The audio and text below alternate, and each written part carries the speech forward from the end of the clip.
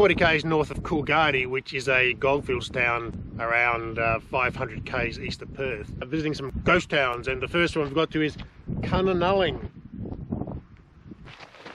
The Kunanalling Hotel is a nice looking hotel, fairly significant structure. The population in 1898 was around 360 people. The population did get to around 800 before the gold started to run out and the town slowly diminished. So far, we haven't seen a lot else in the town other than this nice looking hotel.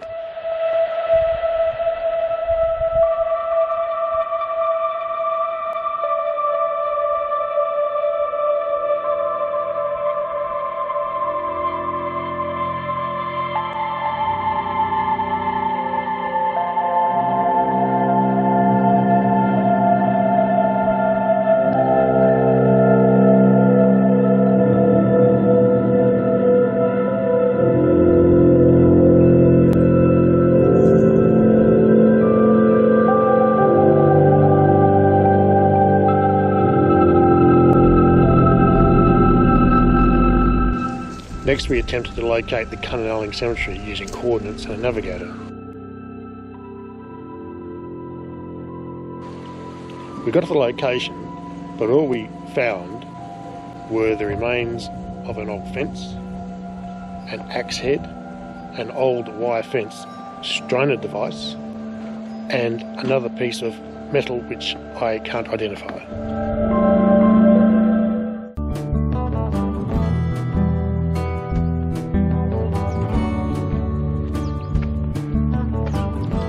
This is the town of Bulong, another ghost town in the goldfields. We're about 32 k's east of Kalgoorlie, and we're actually standing on the intersection of two main roads of Bulong, back in its day that is. On that corner there was a hotel. Now Bulong gold was discovered in 1893, the town was gazetted in 1895. The population grew to 620 odd. And in its day, in 1900, I've got to read off my list because this town was impressive. Bulong had its own road board, warden's court, 6 hotels, 3 stores, a mechanics institute, miners institute, hospital, a school, police station, telegraph office, post office, 3 churches, and of course a brewery to serve the population of 620. This town was a beauty, but there's nothing left now.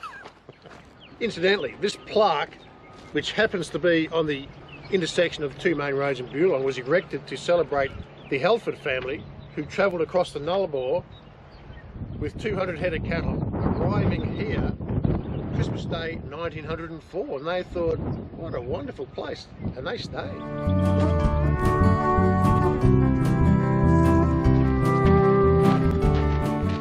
Our information tells us that Bulong also had a recreation oval, and we believe that this cleared area is most likely the remains of the oval.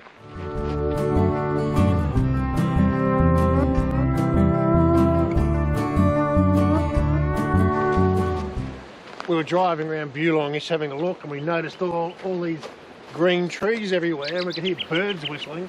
So we came over to have a look, and there's this fantastic old tank. And the tank is there because over here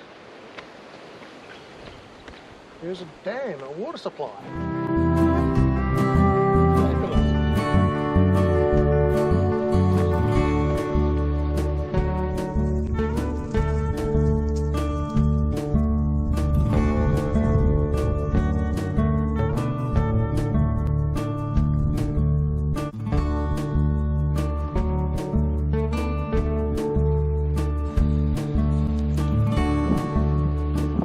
One of the many shafts at Bulong. This one here, I can look down and I can see a ladder starting about 10 metres down, and it just keeps on going. It disappears into the darkness.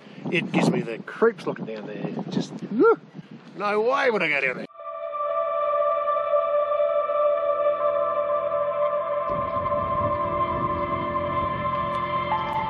And here it is, the Bulong Cemetery.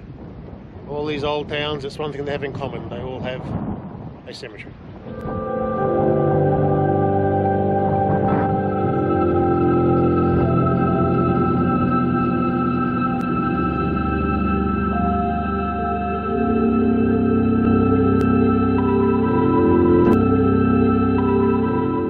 This is Kintore blow in Kew. Now a blow is where the quartz has pushed to the surface or for whatever reason, and it's always a possible source of alluvial gold or gold.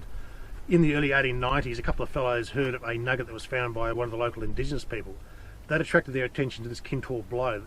They came here and found 260 ounces of gold, alluvial gold, in a week. On today's standards, that's worth about $500,000. Now, one of the fellas' name was Tom Q. Consequently, the town was named Q. The population of Q went crazy after that find. Population got to 10,000. There was numerous pubs here, and now it's still a centre for mining and pastoralist activities. So we're here for a couple of days, so we're going to show you around.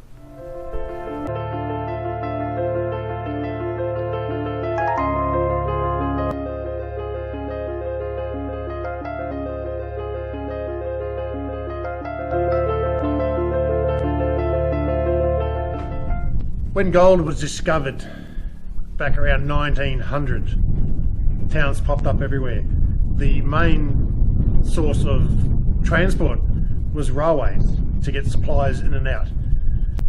So there's railway lines running. So this is the Kew railway station, and you may have noticed there's no tracks. That's because it's in the middle of town. It is now the grandstand for the local hall. But to the north, if you have a look at Google Earth, you can see the railway formation heading north towards Meekatharra and bending around to the left to Big Bell, and to the south you can see the track heading back towards Austin, Lenville and Mount Magnet. I don't know why they ripped all the railway lines up, but they did.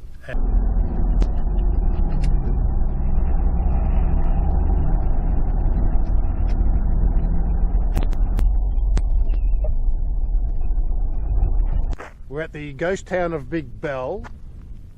This is the hotel that had, at one stage, had the biggest bar in Australia, but that's back in the 50s.